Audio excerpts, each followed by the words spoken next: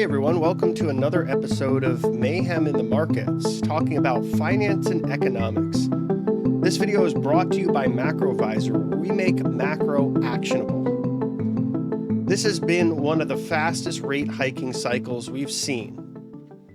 And it's really quite impressive. If you think about trough to peak from 0.25 to 5 to 5.25%.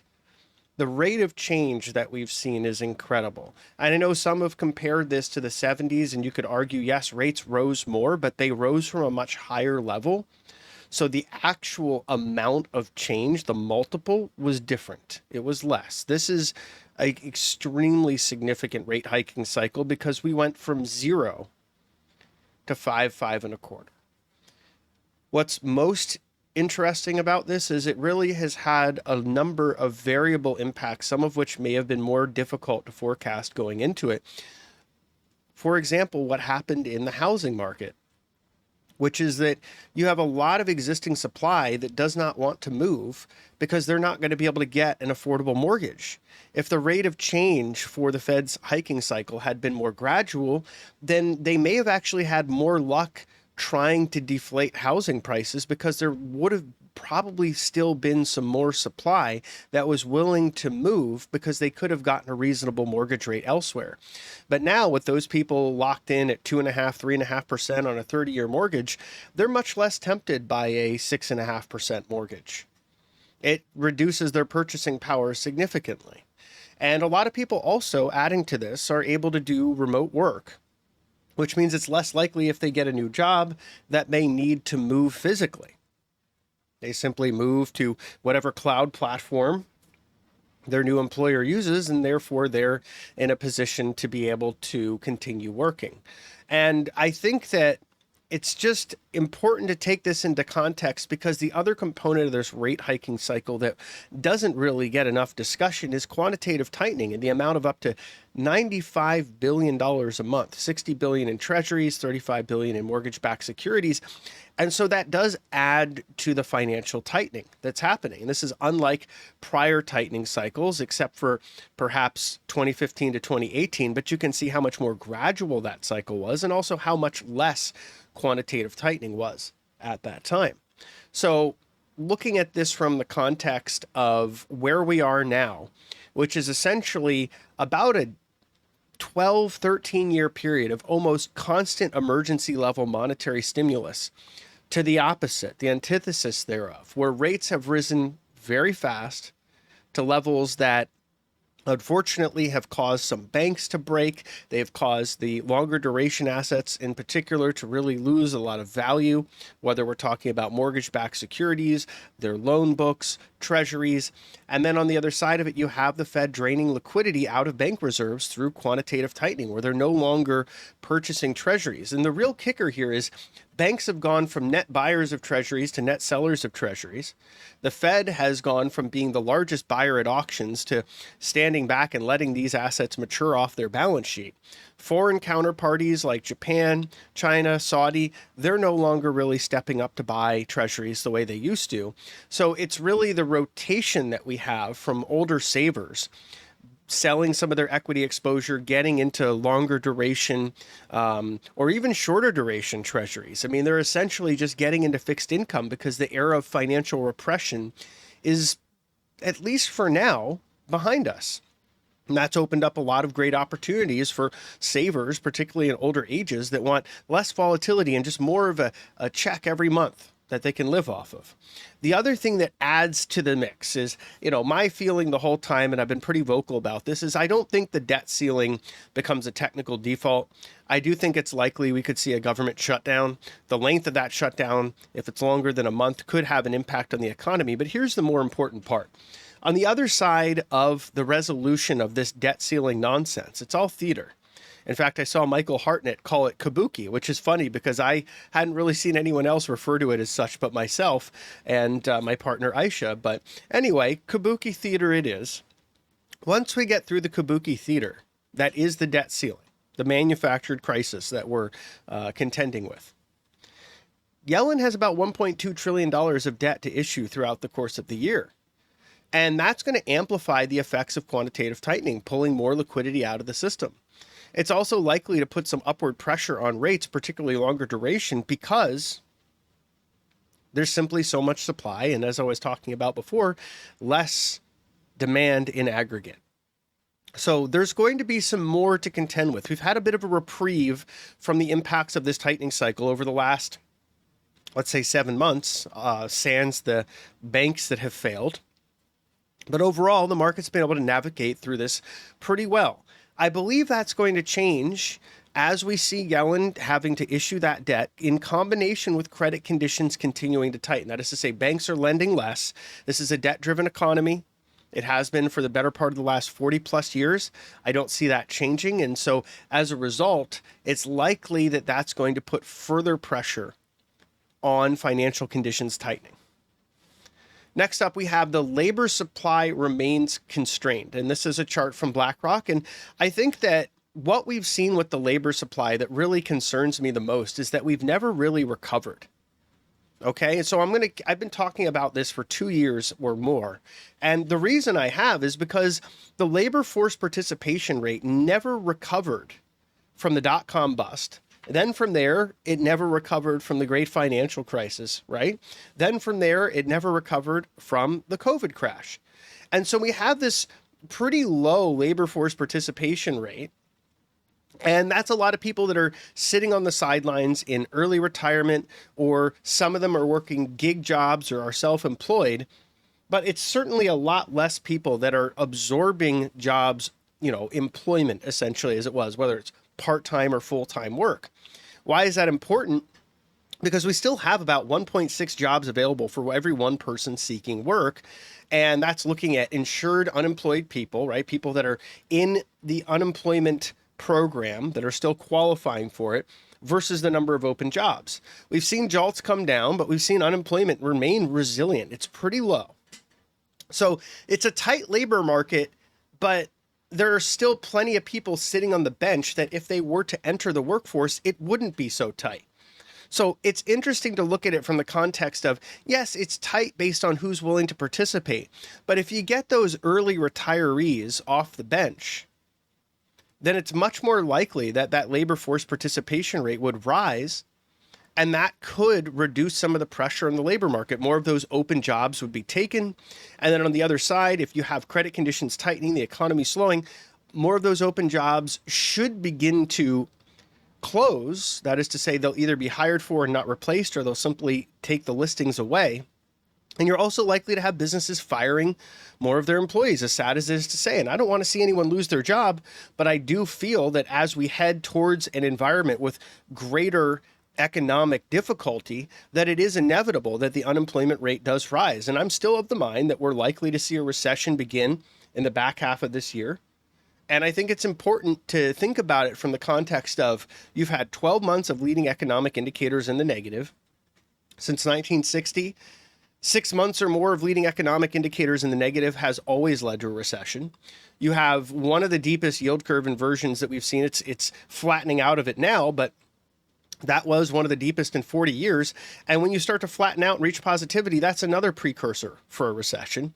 Credit conditions tightening as much as they are has always led to a recession. We are, again, in a debt-driven economy. And I've heard a lot of discourse out there. I've seen people talking about how, everything's fine, the data looks great. But what they're citing is not really what's happening. In fact, I've even seen people look at ISM that's in contraction below 50 and say, oh, well, it's moved up a point, so that means it's better. It's still contracting. It's contracting at a slower rate. That's still pretty recessionary with new orders where they are, with backlog as low as it is. I feel like there's a little bit of nuance lost in how this data is being interpreted to reach these conclusions. And I'm not trying to speak down to anyone or badly of anyone. I just think it's very important to objectively analyze this data, because when ISM manufacturing is falling and when it's below 50, when new orders are falling, when demand for transportation is falling, when you see consumers not buying discretionaries and inventories have been overhanging now for 7-8 months, that's not a sign of a robust economy. When GDP in the fourth quarter is led by inventory building. And then in the fourth and first quarter, another leading driver of GDP growth is non-defense government spending. Those aren't the things you hang your hat on for a healthy, growing, robust economy with no concerns about weakness. You want to see consumption driving the economy. And it really has not been. And so I think it's important to look at all the data with a bit of detail-oriented, looking underneath the surface, seeing what's actually happening. The data we're getting from ISM, particularly in manufacturing, is not very encouraging because on the other side of it, and we see this in services as well, prices are rising. So there's some stagflationary pressure that's happening here. And I think some of the folks that are commenting on this may not fully appreciate what that means. There's also a bit of a misunderstanding between deflation and inflation, which is to say deflation means prices are going down, not that the rate of inflation is slowing. There's a word for that. It's called disinflation. And that's something we should add to our vernacular. So when we're looking at what's happening now, it's more disinflation. The rate of inflation is by and large slowing, but prices are still appreciating. And when the rate of inflation is slowing, that still means you have the cumulative impacts of rising prices, albeit at a slower rate. And this is during a time where 2/3 of consumers are struggling. They're living paycheck to paycheck. About 40% are late on their bills. You see delinquency rates beginning to rise in a number of different areas, particularly in the lower income consumers on things like used car loans and credit cards. They're not yet at areas, used car loans are an area to be a little bit concerned about. They're about the same levels we saw during the great financial crisis, if not higher in terms of delinquency. But credit cards aren't there yet. But we have $1 trillion of credit card debt in this country. It's a record-breaking amount of money, and this is revolving debt at an extremely high rate. And this is happening before recession. People are using this to make ends meet as they're living in a budget-constrained world where the price of food, energy, rent, utilities, everything is going up, and they're borrowing from these very expensive lending facilities like credit cards to be able to pay bills. Well, that interest compounds at an alarmingly fast rate. And it makes it very difficult to pay down that debt. And so I think that approaching this data with the idea that, yeah, the top 20% of consumers are doing just fine. The bottom 60% are not doing that great. And then that sort of middle 20%, they're hanging in there. This is not a situation where most people, most families can handle any kind of economic shock, though. And that's one reason, going back to the chart on screen, that we might see the labor supply grow as times get a little more tough. We can see also it's rare for the Fed to cut rates with inflation so high and unemployment so low. And this goes back to the same theme. That is to say, we've had 4 or 5 tightening cycles where the Fed reached their terminal rate and turned around pretty quickly and started to hike again. Started to cut again, right? So they were hiking. They plateaued. And then, a meeting or 2 or 3 later, they started cutting, and usually cutting aggressively. And that's what the market's reflexively looking for. It's looking for that sort of, Powell pivot coming right back in, as he did in 2019, for example. I don't see that. I see something a little different, and this chart from Bank of America reflects my overall opinion that we have a economy that's not yet in a recession. We have unemployment that is pretty low for now, and you have inflation that's stubbornly high. It is going down. There is disinflation, but it's not a straight path down, and we may find it somewhat sticky at the 3 to 4% area. If that's the case, then it's unlikely that the Fed is going to come back and start cutting rates because, and as numerous Fed speakers have said, and we've got a whole litany of them in the week to come. I know you guys must have missed them. Don't worry. The reality show of endless Fed speakers is back next week in full effect. But nevertheless, this tells us one simple thing. The Fed pivot is likely further away than is being priced in this market, right? They're looking at anywhere between September and November this year for the first cuts. I'm more likely to think it's going to happen next year unless something pretty big breaks. And the reason is that it takes more policy impact to really hit the demand side of inflation. And they're waiting to see the lagged and variable impacts of the policy hiking cycle that they started in March of 2022 and the QT that they started in June of 2022. If those policy impacts take 9, 12, 18 months, There's some time to see them play out before the Fed's going to come around the other way and start stimulating an economy that, by the way, when they do start to stimulate it, when they do start to cut, it's often about 10 months before the market bottoms. So it's not like they cut and then all of a sudden we're back to, stocks hitting all-time highs. And the reason they're often cutting is because something has broken that is a bigger concern than inflation, that is a bigger concern than really trying to manage price stability, right? So unemployment surges, then they have the policy mandate of maximum employment. They can turn around and start to stimulate again. But when they do, what's going to happen next, right? We get into a new economic cycle because they're pretty much started and stopped by Fed policy. They're basically credit cycles now. And that new credit cycle means rising demand in a supply constrained world, right? Because all these companies out there that are resource producers, they're heading into slowing business conditions. They see the price of wages is very high. They see the cost of capital is high, and even getting loans is harder. So they're less likely to expand supply. And even if they want to, they have constraints, which means that we head into the next credit cycle with the same issues of supply side inelasticity, or the ability to scale to meet demand is constrained. Which means when demand comes back, prices are not only going to likely rise, they'll likely rise at a rate that makes the Fed uncomfortable, and from a base price that puts pressure on both businesses and consumers, because it's unlikely that prices reset to where they were pre-COVID, not without a very deep recession at least. And I'm not saying that's what's going to happen. But when we get into that next cycle, inflation is likely to happen earlier in the cycle. And that would likely compel central banks to start tightening earlier in the cycle, which could lead to a shorter, more shallow bull market and credit cycle. So it just means it's really important to consider that this time, when we get out of this current bear market and economic slowing and Fed tightening cycle, that what comes after could look a lot different. It's important to keep our minds open that the last, 13 years that we had from, say, 2009 to the beginning of 2022, that was very unique. It was one of the most powerful bull markets in history. It was also, in no small way, powered by an inordinate amount of monetary support and fiscal support. It may be different next time. And another reason is the Fed has said they may continue QT even when they start to cut again, because they do want to run down their balance sheet. So just take into consideration that we still, as investors and traders, need to be data-driven for longer time horizons. That things, unless they change, unless the government comes around and does what they should do, which would be, hey, we're going to actually start trying to stimulate supply. We're going to work with companies to stimulate the supply of energy, raw materials, agriculture, all these things that civilization's truly built on that we need more of.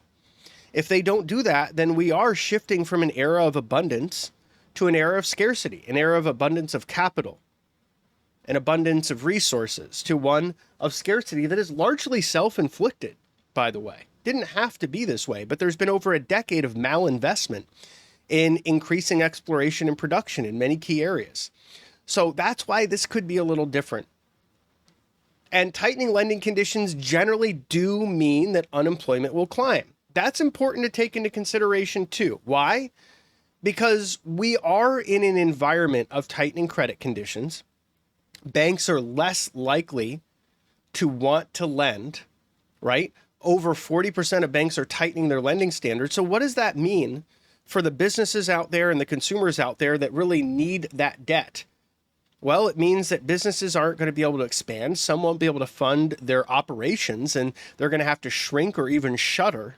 And it means consumers are going to have to make some difficult choices, because eventually there's going to probably be a point where people aren't able to just borrow to keep things going. That may mean having to downsize. That may mean having to take on additional jobs. That may mean having to sell assets. It may have a lot of different implications. But at the end of the day, when credit conditions tighten this much, it tends to lead to higher unemployment, because as a business, if you're cutting OPEX, or operational expenditures, one of the things you would cut, you got it, that would be employees. And again, I don't want to see anyone lose their job, but I'm talking about this because we have to. We have to have a difficult conversation about where this goes. And I know some folks like to say, talking about macro makes them want to sort of cry into, their glass of wine or their glass of beer or whatever the case may be. But I don't say this because I'm a pessimist. I don't say this because I want it to happen. I say it because from a realistic perspective, we're likely in for more pain to come. And we should be, as investors and longer time horizon traders, amiable to the view that eventually these things do start to matter to the market. And the probability of a recession calculated by the yield curve, this is from the Federal Reserve Bank of Cleveland, is 75.54% by April 2024. Why is this important? Because when I put this out on Twitter, there was a lot of misunderstanding as to what it meant. People thought that was just moving the goalposts to this is when the recession begins. That is not the case. This is saying that we're likely to be in a recession by then, meaning that we've probably already been in a recession for some time, and the probability of being a recession by that point is 75.54%. Okay, so think about that with what we've talked about with the yield curve. Over my Twitter feed over time, I've been talking about how deep the yield curve inversion was. So is my partner Aisha. Now we're talking about how flattening and eventually steepening out of inversion is a precursor to a potential recession. And we can see this model is saying similar. And it's been reasonably accurate in the past. And in fact, when it gets to levels this high, which is the highest, by the way, in about 40 years, it tends to be near certain. Let's shift gears a little bit. These are the banks out there that have too much exposure, in my humble opinion, to office building loans, right? So office exposure versus tangible common equity. Community Financial, Bank of Marin, Bank OZK, Central Valley Community, Bankwell Financial, Independent Bank Group, Southern States Bank Shares, Orrstown, Heritage, CVB. They all have 100% or more. The worst, of course, being Community Financial. But all of these are banks that could come under stress because office buildings have the lowest utilization rates we've ever seen. And there is a maturity wall that they're approaching. What's a maturity wall, you might ask? That's when a lot of their debt comes due. And when debt comes due like this, it means the principal is due, right? So they can either refinance it or they can pay it down. Well, I can tell you right now, a lot of building owners are not in a cash position to pay it down. So they'll have to try to refinance it. Well, banks that have this much exposure that are already this underwater may not be in a position to lend. And you also, of course, have banks that are just less likely to lend to clients of all sizes and of all kinds, whether they're businesses, whether they're households or otherwise. They're really only trying to lend to people that have good credit and are low risk because they can't afford to take a bigger hit on their loan book, right? 50% of banks in this country have more liabilities than assets.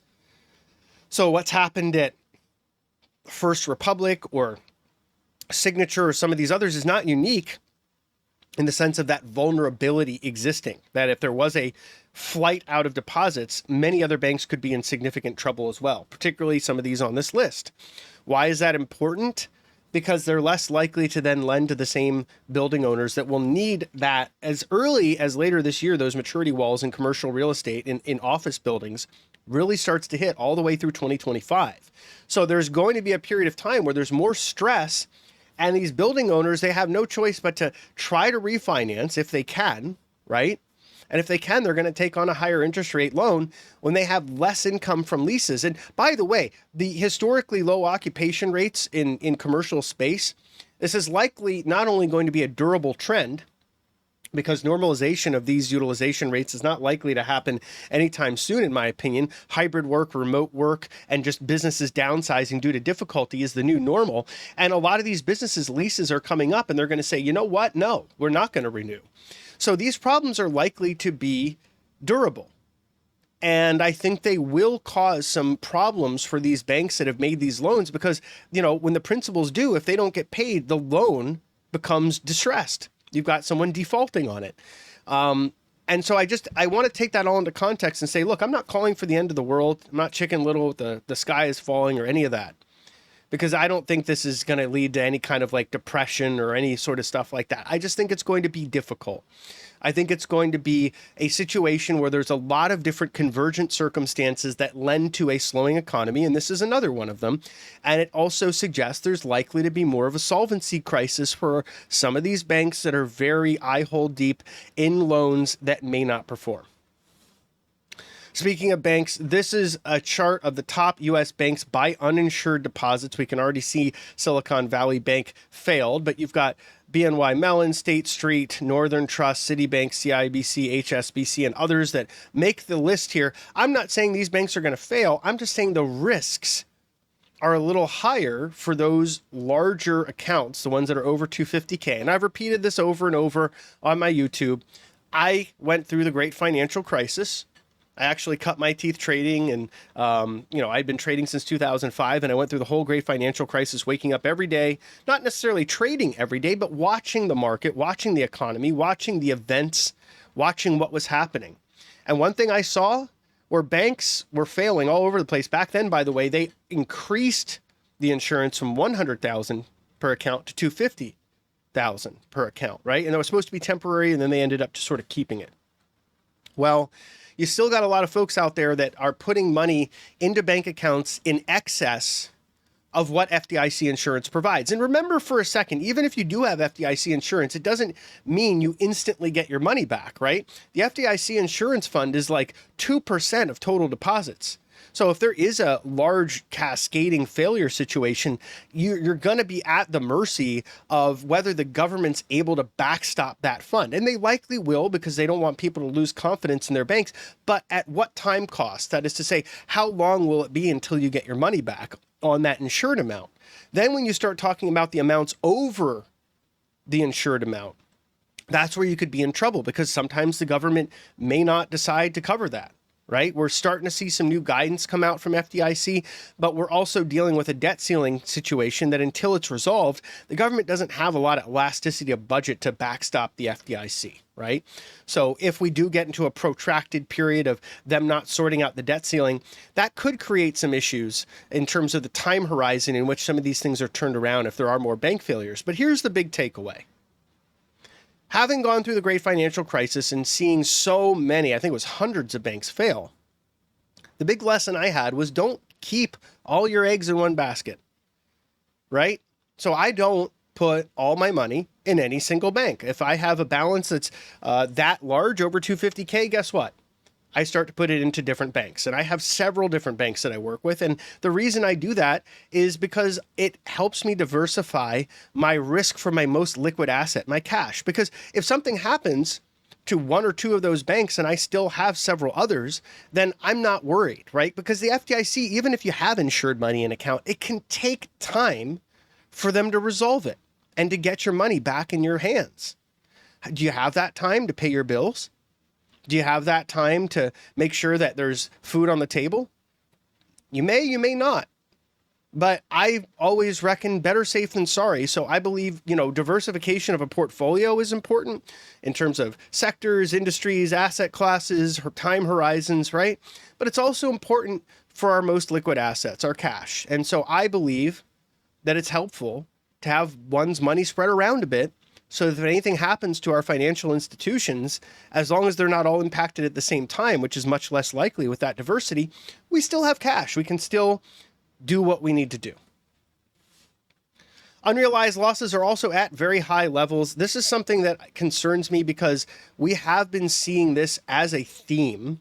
These unrealized losses, this is something I've been talking about for some time. They're anywhere between about 640 billion and 2.2 trillion, depending on how you quantify them. And only about 6% of bank assets are actually hedged in any meaningful way. So these unrealized losses, for a bank that comes under pressure, if depositors start coming in and asking for money in excess of what they have in short-term, more liquid securities, they have to go to the Fed's super discount window, their new term bank funding program, and essentially they borrow at 4.5% to 4.75%. The assets that they have from the last 13 years of financial repression are yielding like 2.5%, 3.5%, right? So they're going to the Fed with these assets that they basically come back with a negative carry cost. They get cash, but they get cash at a cost that is in excess of what their assets are yielding. So that compels a bank to want to do what? They want to let loans mature. They don't want to take on new loans, hence the tightening of financial conditions. They want to attract new deposits, which means raising rates on deposits, which further constrains their internal profitability metrics.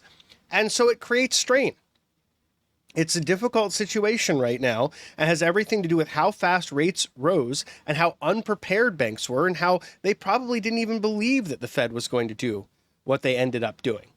So if if tier one capital is over 30% in unrealized losses, that's an issue, right? That's a pretty big chunk of their tier one capital.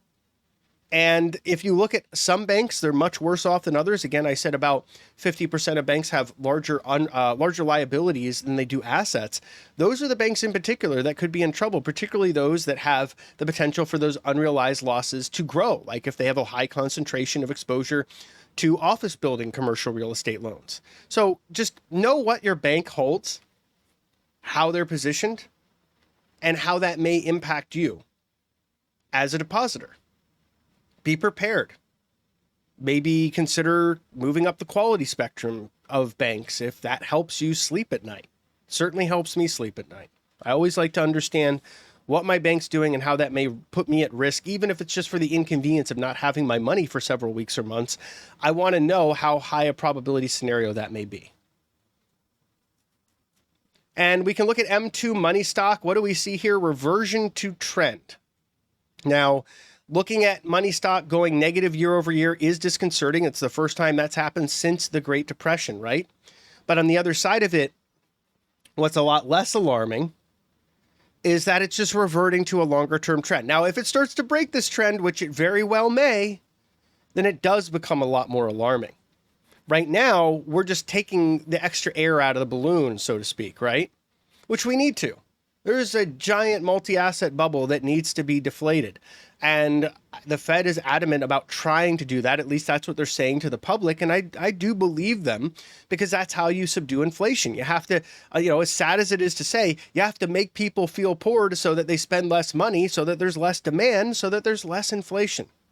Another way they do that is by raising rates, because our economy is built on debt. Right? Debt powers the growth. And if you make the cost of capital high enough, people aren't pulling forward future demand into the present with debt. It becomes less likely that they do that unless it's out of necessity. The first rate cut has not always been received positively by the markets. And this is a very interesting chart. It tells us that there's been a fair number of cycles where we see that first rate cut get a negative reception. Two that are shown on this chart, but there are others looking back over the last 100 years of history, is 2001 and 2007. Now, we have a big exception there with 2020. It started off being received not positively, right? But then it rallied in a very big way. But that was because the Fed literally flooded the entire financial system with liquidity, and fiscal came in with helicopter money as well. So that dip was well bought. But if that response was any different, it could have looked more like 2007 or 2001 as well. Exigent circumstances prevailed, and that led the Fed to doing everything they possibly could. And Powell even made it clear that he was committed to any and all measures necessary. So what does this really translate to? It translates to the mythical pivot that everyone seems to be so adamant for is likely to not necessarily be what people hope for, right? Because the Fed's going to pivot if something is really broken. If something's really broken, that could still have tail effects in the market even after those initial cuts. That could take some time to play out. Remember, monetary policy often has lagged and variable effects even before it impacts financial markets. So don't necessarily look at the pivot as the all clear. It's not until the Fed's really aggressively cutting that we're more likely to see a bottom. And over the last 100 years of data, it's typically about a 10-month lag time from the first cut to when the market bottoms. And there's been huge inflows into technology. This has been an absolutely extraordinary amount of inflows into what is an early cycle area into what is likely an end cycle environment. And I find this rather fascinating because I think that this is part of this is showing us that people are just rotating upwards in terms of market capitalization as a heuristic for quality or safety. You can see it in just about every sector, but it's very prevalent in tech because tech are the largest market cap stocks out there, right? And so it's very easy to just rotate into Microsoft, Google, Amazon, Meta, Nvidia, and say, oh, I've got a relative degree of safety because of just how large these companies are.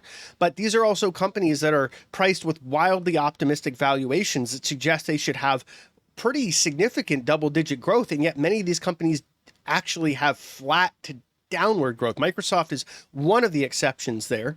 It's one of the best managed techs, if not the best managed tech. Satya Nadella is an excellent CEO. But even then, he said that we can expect years of difficulty to come. And I think he's right. And I think that this inflow into tech may be a little bit premature, particularly when we take it into the context of what we're seeing. This is just a simple cheat, right? It's the TLT versus QQQ. And what it's suggesting to me is that there's really no risk premium here. There's really no reason to be extra long tech in this environment. These are securities that tend to be sensitive to rising real rates. We do have that in the context of CPI and tips. The real rates have gone positive and they've been going more meaningfully positive. And yet tech continues to rally because of that concentration and that upward migration from factors, right? Going from small to mid and large caps all the way to mega caps. There's that rotation from the former group to the latter mega caps. And this is something that we tend to see at the end of cycles and at the end of rallies and often leads to some downside. But what's really telling is this, that the number of lows are in excess of the number of highs on the NASDAQ and have been for most of this year. And really since the beginning of last year. That's a classic hallmark of a bear market. You can go back and look at this chart, $NAHL on stock charts.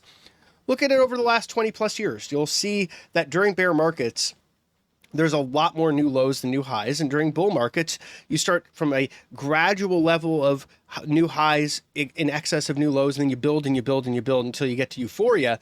And then we kind of come back down. You can kind of see that euphoria in 2020 and part of the later part of 2021 before we really got into the bear market. So what is this really telling us? That if there's more new lows than new highs, then participation to this upside with the NASDAQ up over 20% year to date, it's not really there. That's a concern. That's telling us that underneath the surface, there really isn't a bull market. And I know that there's this technical idea that if the market goes up over 20%, all of a sudden we're magically in a new bull. Well, we had that happen 5 or 6 times after the dot-com bust. And then that new bull market was met by new lows. And we finally troughed in 2003. We went sideways for the better part of 10 years before we finally started to make new highs in the NASDAQ. So what does that tell us? It just tells us, be careful with the idea that we're somehow in a new bull market paradigm from October. I know that's become the mantra. I know a lot of people believe in it. But if you look at the total number of stocks that are participating in the so-called new bull market, it's really not as wide of a distribution as it should be. And that breadth actually does matter. I know some folks are content to make fun of breadth, but they're mostly short-term traders that are just trading the indices, so they don't care. They just follow the indice, and the indice goes up because people are migrating into larger market cap stocks, and these indices are what? They're market cap weighted. So they're kind of missing the forest for the trees, and you can forgive them for that because they're making trades and they're likely profitable. But if you're a longer-term investor or a swing trader or just someone who's a student of the markets, it's important to take a more in-depth, objective view to breadth. And we can see that global CTAs have a significant amount of exposure. In fact, this chart suggests that if we see a downdraft, we could have about 250 billion or so of selling pressure coming in. It wouldn't happen immediately. It would probably happen over the course of about a month, but that would be enough to really pull down markets. And so these guys are max long, essentially, with leverage. And if the market goes against them, they trade the momentum the other way. And so this exaggerates up and downside risk. Well, we had the upside. You can see from April through May, they got very long. Now it's a matter of watching what happens from here. The other thing is, a lot of these models are used by hedge funds. The idea that hedge funds are wildly short equities is a complete misnomer. They're not. They're net long. There's not a lot of intense short interest by hedge funds that aren't just using this to balance the other side of their book, where their long equity book is larger than their short S&P book. So just take that into consideration when looking at some of those charts that are looking at data in a vacuum and making spurious assumptions and claims. And the U.S. debt ceiling raises keep pace with the ever-growing national debt. This is a really important chart because there's been no debt ceiling. It's been like a debt set of stairs, right? Now it's just sort of like a debt elevator going upwards. I don't see the purpose of the debt ceiling. Jamie Dimon came out from Bank of America days after I said on Twitter that there's no point in the debt ceiling, we should get rid of it. So we're in agreement on that, and occasionally we agree on other things, right? But this is a really important point because all the debt ceiling does is manufacture a crisis and create volatility. There's really no point to it. It has really no practical applicable value to constraining fiscal largesse. And I think it would be better if we just got rid of it and instead started to focus on talking about some hard conversations like, do we need to spend this much on defense? Is the government running efficiently? Are all these programs necessary? Do we need this much bureaucracy? Do we need all of these subsidies? That kind of stuff, so that maybe we could get our arms around this. And then finally, CEOs make 399 times as much as typical workers. This is crazy town. This is complete and utter madness. And it should not be this way. Look at where we were in the 70s. It was still, 15 to 20 versus average workers. But, you could at least say, okay, well, they're running the company. They should get some of the benefits, and that's fine. But then it just went parabolic in the 90s. And I think that this is a huge disconnect where CEOs are getting way too much of the benefit that would not be possible without their workers. I think that this makes the argument that workers should probably be paid a bit more, especially if they're productive and they're doing a good job, than the CEOs. And a lot of these CEOs get paid an inordinate amount of money, whether they do a good job or not. One great example is Sundar Pichai of Google, who's getting $200 million after he fired 12,000 people and really overgrew the company and is now having to cut it in a very abrupt and impulsive way. And I don't believe that kind of management should be rewarded as such. And that feeds into this incredible departure of anything resembling an equilibrium of what should be fair income for workers. And I'm not doing this from a political point. I'm just doing it from a mathematical point. This is crazy. So I want to thank everyone for tuning in. I really appreciate your support. Please remember, this is brought to you by Macrovisor. We've got a lot of free content. We also have paid content there. If you like my work and want to support it, come check it out. Become a free subscriber or consider upgrading to being a paid subscriber if you're interested and you enjoy the content. That's the more longer term macro, right? So we're looking at things from at least a quarter all the way out to years. We're creating themes based on the trends we identify that can be actionable for investors and traders, but we're also trying to educate our audience on why this stuff matters all the way to each data point that is significant, and then putting them together in a sort of constellation of data points that creates a theme or a trend that we believe we can follow. Also, consider checking out my work at TraderAid, where it's much more short-term technical focused work, where we're looking at momentum, we're looking at relative strength, we're looking at trades from an intraday all the way to a multi-week and even sometimes multi-month basis. And we're trying to educate about how to trade, creating a discipline, finding your consistency, and navigating these markets. And if you'd like, you can get 20% off TraderAid by using my code Mayhem20, and we have a 10-day free trial, right? So you don't even have any obligation. You can sign up, you can check out our content for free for 10 days on the base plan. There's no free trial for the Discord plan, but the base plan is good enough to get a sense as to what we do. And if you like it, you can start becoming a paid subscriber automatically after that 10-day period rolls off. And if you don't, there's no obligation. You can cancel anytime. Consider following me on Twitter. My handle is Mayhem4Markets. That's Mayhem number 4 Markets. And finally, Please consider liking, subscribing, and sharing this video with your friends and colleagues if you enjoyed it, and I will look forward to catching you next time.